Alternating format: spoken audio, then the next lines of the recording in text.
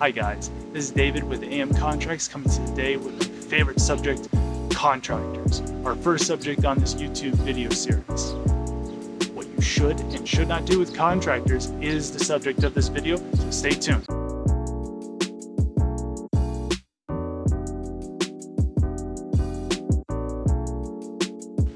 Ladies and gentlemen, we've all been there. We've all looked at the pool, we've all looked at the wall, we've seen a crack. We've seen a crack here, we've seen a crack there, we've seen the plumbing burst, we've had to replace a toilet, we've had to want to redo our entire bathroom. And we've always thought to ourselves, should I get a contractor to do this, or should I just get a handyman, or could I even do it myself? The answer to the first question, should I get a contractor? Most likely yes, but we'll get to that here in a bit. Answer to the last question, which is about should I do it myself? Unless you are a contractor, I highly recommend that you do not take this on yourself, especially this plumbing or electrical. The reason why is electricity causes fires, and water causes water damage, obviously. So if you do the plumbing in your house, you're going to cause water damage and electrical fires. And technically speaking, at least underneath Arizona law, you're considered a handyman. You don't have the insurance that a contractor does. That means if you burn down your house or get it wet, you're not going to get replaced by your insurance. They are not liable to fix your problems. So if you decide you're going to miraculously replace your water heater and it blows through the top of your roof, they're not going to replace it. Maybe the manufacturer will replace the water heater, but they're not going to fix your roof. That's going to be out of your pocket for you. That is one reason why you should always go with a contractor. Reason two, I'll get John from down the street. He's a handyman. Handyman are totally different. Technically speaking, under Arizona law, because I live in Arizona and that's the law I can speak of, but in most states it's the same way. There is a threshold that you need to be concerned about. In Arizona, that's $1,000. What that means is any work below $1,000 anyone can do and they're considered a handyman. That means if you see a person call himself a handyman, they're technically not licensed, they're not insured, they're not bonded.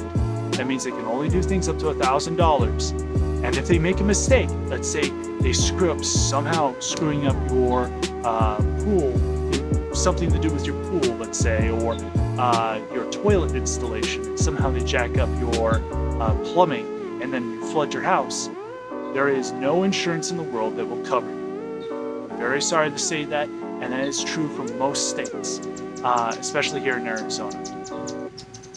Now that's going on to the next subject. So we've already covered you and the guy right next door that has no license, but once upon a blue moon, replaced the toilet. Now we're moving on to the next person, a contractor. Now there are some do's and don'ts with contractors as well. For example, there have been horror stories with contractors. The reason why most people try to find a handyman that they trust or a contractor they trust, or they even try to do it themselves, is because they've either heard a horror story or had a horror story happen to them, where they've had a contractor bail on them, taking half their money, or they've had issues where the contractor did such shoddy work and then disappeared afterwards that they had to have insurance come in to fix the place.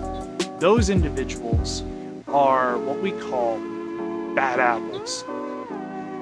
Probably every industry has bad apples. We all know what a bad apple is. It's something that looks pretty from the surface, but when you bite into it, it's completely rotten. You do not want to consume that, obviously. And the same thing with contractors. The only difference is that this particular rotten apple could cost you hundreds of thousands of dollars depending on what they do. They could even cost you millions.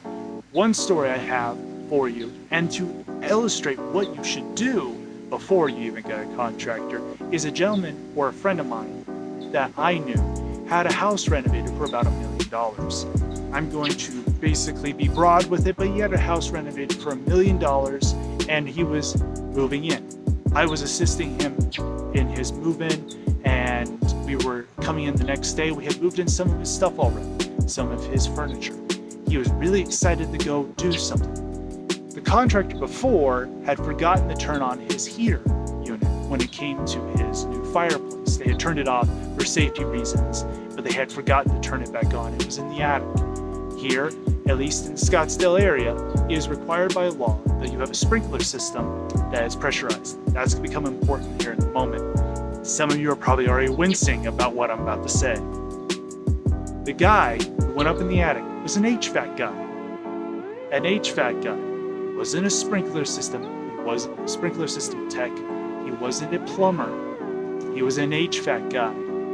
He went up his junior actually went up into the attic. It wasn't him.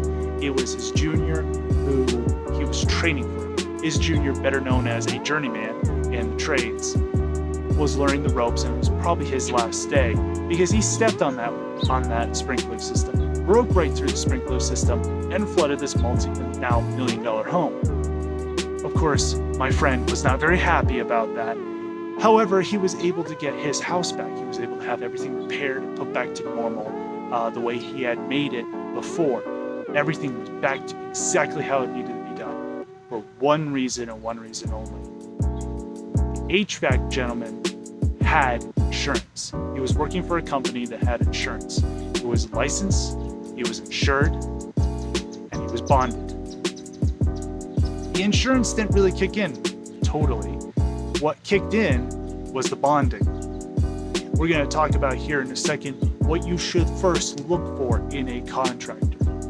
First, foremost for a contractor, make sure they're licensed, insured, and bonded. That's for everything, general contracting, plumbing, electrical, what have you. Make sure that they're that way. So in case your house gets flooded, such as my friend, please make sure that's done so that way you can get your house back in case there's ever an issue. In this case, my friend got all of his stuff back. However, I've heard multiple stories from multiple people who have had similar issues where somebody went up in the attic and stepped on this particular pipeline that has to be pressurized and has to have water in it all the time for fires and caused a sprinkler malfunction. However, these people were handy, or they were non-licensed contractors. A non-licensed contractor is somebody who had a license at some point in time but let it go expire. The only issue with the expired contracting license is not that they don't know what they're doing, it's that technically speaking, they cannot get insurance, and they cannot be bonded. So they're just a contractor without any protection whatsoever. It's very, very risky to have somebody do that. The only time I would ever hire somebody like that, and I may get in trouble for saying that on the internet, the only time you should ever look at a contractor who doesn't have licensing and bonding for a potential work is something that can be easily fixed and wouldn't cause much damage. For example, maybe digging a hole. Now, let me be clear with you, that's not machines digging a hole, that's him digging a hole with some guys he's got. He had a license at one point in time. He knows all the rules when it comes to certain things. Digging, you have to be very careful with because there's lines and stuff like that, but he knows that. He should know that, and that's why he has the license. That's one of the only situations. The only other situation I can see is potentially putting a slab of concrete on the ground where it doesn't need any foundations piled into it. Basically just a flat sheet of concrete that's just going to be a deck that has no structural support connected to it. Those are the only two incidences, and the digging the hole, that has to be manual labor. I wouldn't even have the guy hop in a machine.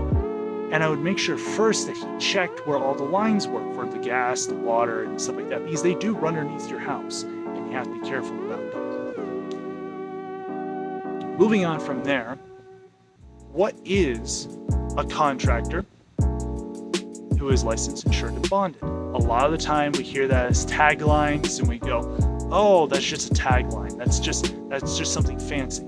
Well, a contractor has to go through 5 years of experience, like I've said before, and get his license. He also has to get insurance. Insurance has to be up to $1 million. Insurance usually protects his side of things, but can also protect you. Bonding is also another way to protect you, because there's technically a fourth option that is in the contractor's court, and it's called liens. We'll get into that in a different video. We'll talk about all the specifics, but I just want to give you a general viewpoint of why you should get a contractor and who you should get as a contractor. Because again, let me be very specific. Contractors make mistakes. We're just humans. Sometimes the mistakes we make are big ones that will cost you your house if you don't have insurance covering, or we don't have insurance covering. That's why you want to get somebody who's licensed and insured on. Now, to stay away from ever having to deal with insurance, because we all know that everyone hates insurance because it's such a pain in the rear end to deal with. They don't want to give us a dime, even though we have to pay it, blah, blah, blah, blah. Nobody wants to really deal with insurance. Let's go back to something that's even more important. Check the guy's work. That doesn't mean look at the images online and go, oh, that looks pretty. That's really, really nice. No. He got referred by somebody, or you just found him online. Make sure first you get in contact with one of his supposed 5-star reviews. Get in contact with that person. Ask to go visit his house. As weird as it sounds, it will save you so much money. The $40 it may cost you to go drive to his house to check out his bathroom, if you go there and you look at the bathroom and it's not as good as you think it should be, don't hire the guy. It should be clear as day. Please, I implore you, please, please, please, always visually check at least one specimen of the guy's work. Usually, you get referred a contractor. Usually that's how things go.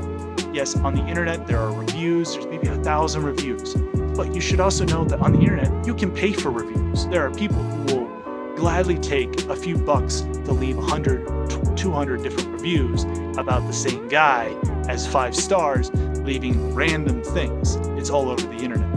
So please, please, double check the person's work. See it in person. If you're concerned about our work, we have a plethora of different points of view. We can send you images, we can give you video testimony, we can get you in contact with the person to actually communicate with them. We can even take you to some of our locations. We would be willing to do that for you, just for the sale. Reason why? I'd rather spend $40 to take you to somebody's house and have the inconvenience of showcasing what I've done to the guy and maybe not making him like me as much, to get your work, because your work may be at $10,000, $20,000. To me, that little bit of inconvenience is not too bad for that $20,000 sale or up. And let's be clear, it's expensive to have a contractor.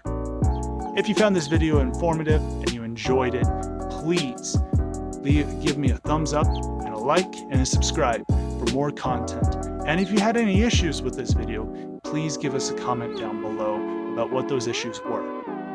Another thing I wanted to go over, another thing I wanted to ask you guys is, what was your worst experience with a contractor or best experience with a contractor? Please leave in the comments down below what that was. We'll read every single comment. The best comment will get 10% off the first project that they contact us for. If that's something that you cannot fulfill because you're not in Arizona, you can definitely transfer it to somebody here in Arizona. Anyway, guys, this is David. Have a wonderful day. Signing off.